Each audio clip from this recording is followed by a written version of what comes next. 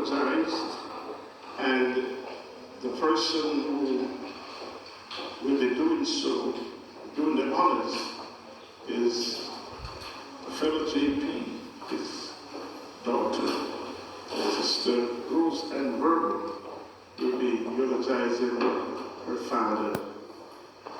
Listen attentively as she does so. Right after that, there will be a video presentation. Thank you very much.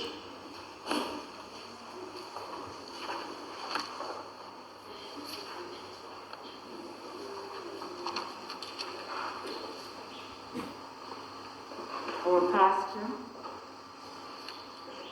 siblings, friends and family in cyberspace, friends and family in the community, outside and inside, good afternoon.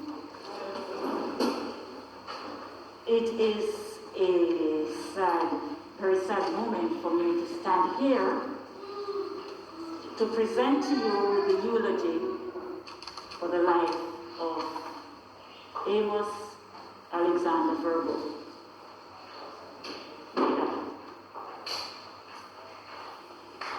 Amos Alexander Virgo, affectionately called Uncle Marseille, Mr. Virgo, Mas Amos, Grandpa, Daddy Grandpa, Granddad, among other names, was born on the 7th day of December, 1933, in the parish of Alva St. Anne.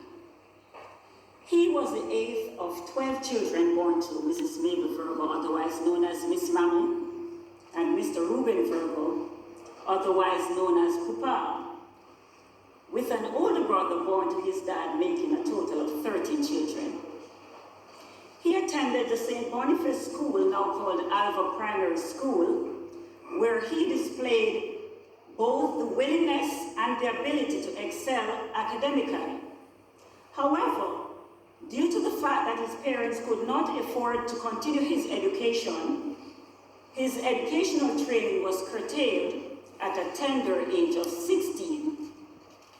At this very young age, Amos began to show how industrious, independent, and helpful he could be.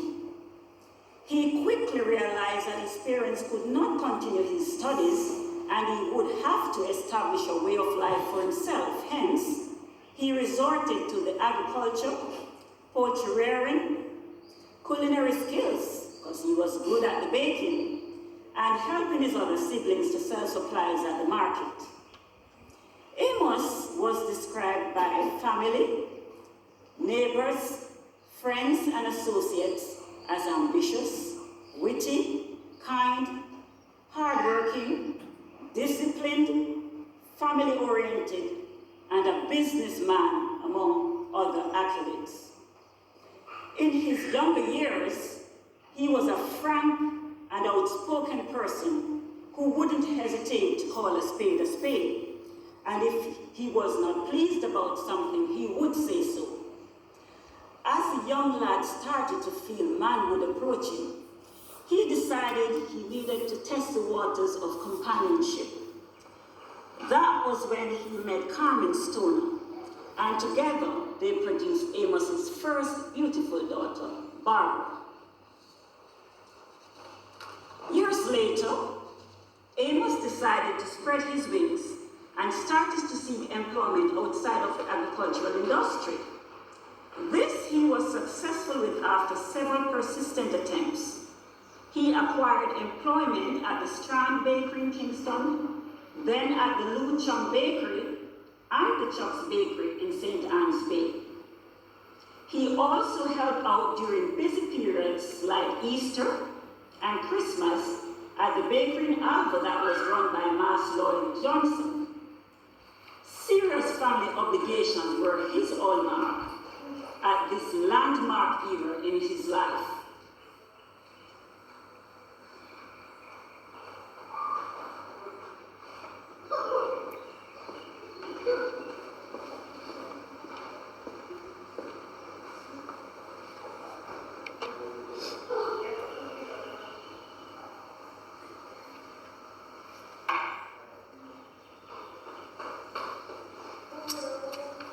In 1962, he met and fell in love with Beryl McLeod.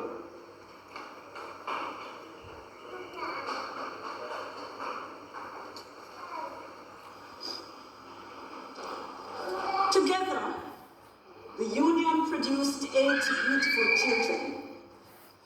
Carol, also known as Terry, Sharon, also known as Donnet, Andrea, also known as Dion, Jacqueline, also known as Nadine, Robert, also known as Rocky, Hilton, also known as Fabian, and Fiona, also known as Denise. Yours truly, Roseanne, also known as Laverne. It was then that Amos exerted his greatest efforts to raise their children in a strict, disciplined, family-oriented, and godly home. Education was imperative for him. As he always said, what I didn't get for myself, I am making sure you all get it so you can all pass the worst.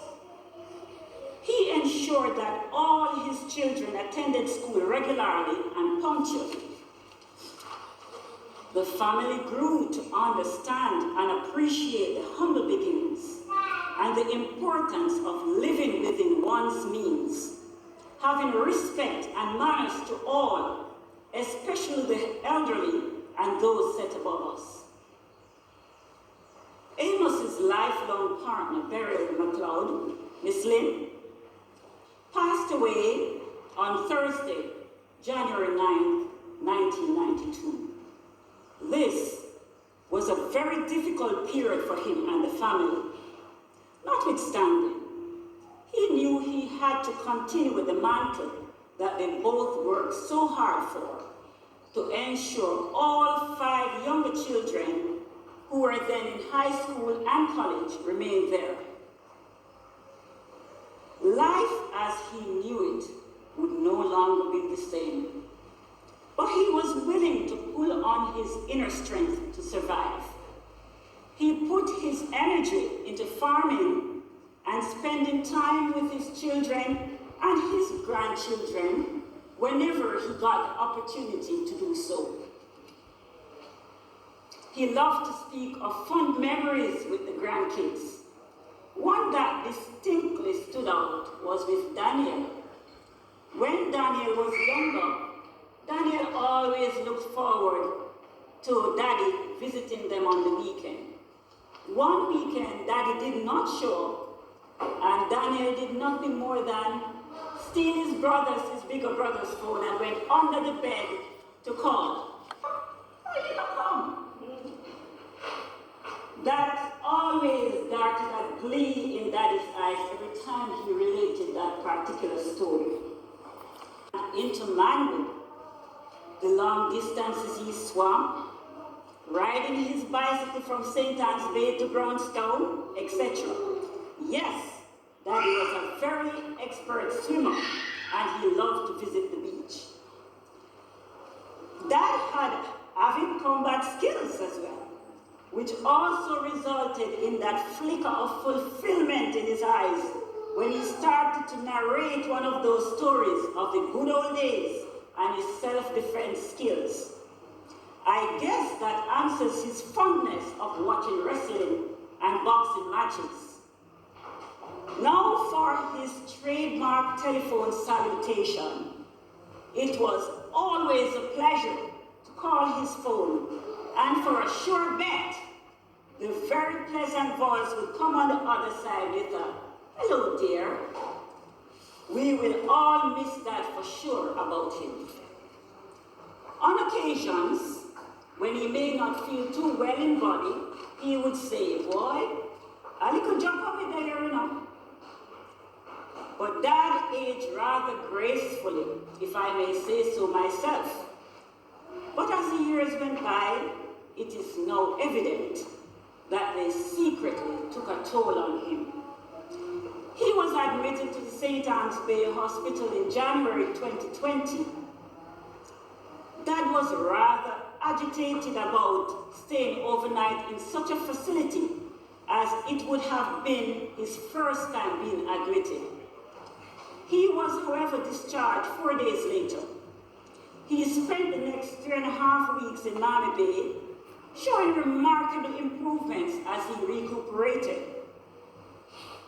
He returned to his home in Alva in early February 2020 and gradually worked himself back into his normal routines.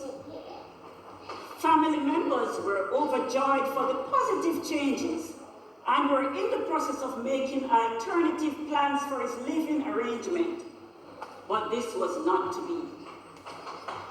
On March 10, 2020, he was not feeling well, and after a home visit by the doctor, he was the next morning taken to the Alexandria Hospital. He was later that day given further referral, which saw him being admitted to the Falmouth Hospital in Trelawney on Thursday, March 12th, for further diagnosis. Without notice, on the evening of Friday, the 13th of March, he transitioned at the said hospital.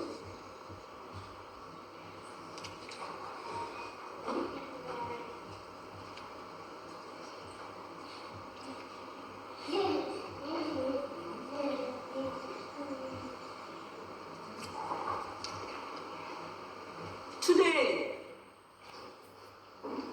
many people mourn his passing. His family will, of course, miss him the most. I hope, though, that we, the family, will realize the legacy he built and will take comfort in the fact that so many others will miss him too, for many different reasons. But we have to carry on the legacy. We knew he was well respected, but it is gratifying to know that even though we are all struggling to cope with this COVID-19 pandemic and persons cannot be physically present, we can still feel the love and the respect they had for Dad by the pouring out of the support on the various social media platforms. He is survived by daughters Barbara, Carol, aka Terry, Sharon, aka Donnet, Andrea, aka Dion, Jacqueline, aka Nadine, Roseanne, aka Laverne, Fiona, aka Denise, sons, Robert, aka Rocky, and Hilton, aka Fabian. 19 grandchildren, 4 great-grandchildren, 2 brothers, Uncle Jeffter and Uncle Clifford, otherwise known as Uncle Papa, 1 sister who, due to the pandemic, can't make it, Aunt Ruby, all the way in Canada, several nieces, nephews,